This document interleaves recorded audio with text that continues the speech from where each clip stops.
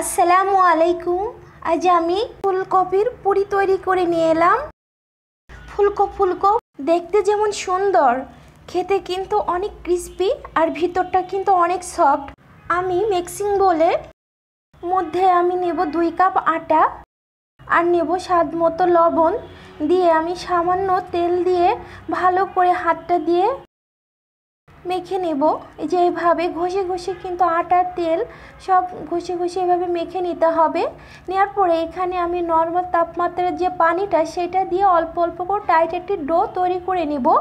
আর সামান্য একটু তেল দিয়ে আমি এরকম ঢাকনাটা দিয়ে ঢেকে রাখবো 20 মিনিট মতো। আর এদিকে আমি ফুলকপি ধুয়ে পরিষ্কার করে ছোট ছোট করে কেটে নিয়েছি। আর এদিকে আমি রান্নার রেগুলার তেল দিয়ে ফ্রাই প্যানে পেঁয়াজ কুচি দিয়ে দিলাম 1 কাপ, আর দেব এলাচ 2টা আর দারুচিনি, রসুন কুচি দিয়ে একটু নেড়ে দিচ্ছি। রসুন পেঁয়াজ কাঁচা অবস্থায় এইবার ফুলকপি কুচি দিয়ে দিব। 1 চা চামচ লাল মরিচের গুঁড়া, জিরা আস্ত জিরা দিয়েছি 1 চা চামচ, হলুদের গুঁড়া 1 চা চামচ, স্বাদ মতো লবণ এবং 1/2 চা চামচ ধনিয়া গুঁড়া দিয়ে এর মধ্যে আমি কাঁচা মরিচ কুচি করে রেখেছিলাম সেটা একসাথে দিয়ে আমি নেড়ে দিয়ে ঢাকনাটা দিয়ে ঢেকে দেব 4-5 মিনিট। তারপরে 4-5 মিনিট পর আমি ফিরে এসে ঢাকনাটা উঠিয়ে নেড়ে দেব। তো হয়ে গেছে আমার এই পুরটা রেডি। আর এদিকে আমি লেচি কেটে নিলাম, নিয়ে এবার এরকম বেলুন দিয়ে আমি বেলে নিচ্ছি। এবার যে পুরটা তৈরি করে রেখেছিলাম আমি এইভাবে সব মুখ বন্ধ করে দিয়ে পুরিটা এভাবে আমি তৈরি করে নিব।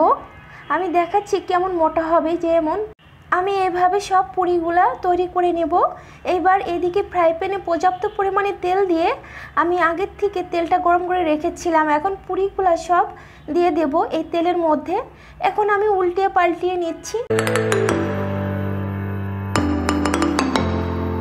এখন পুরিগুলা ভাজা ভাজা হয়ে গেছে।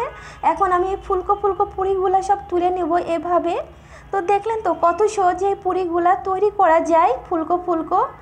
ফুলকপির পুরি। আমি একটি ফুলকপির পুরি ভেঙে দেখাচ্ছি ভিতরে কতটা সফট হয়েছে আর উপরটা কতটা ক্রিস্পি। আশা করি আমার এই ভিডিওটি আপনাদের ভালো লেগেছে। আল্লাহ হাফেজ।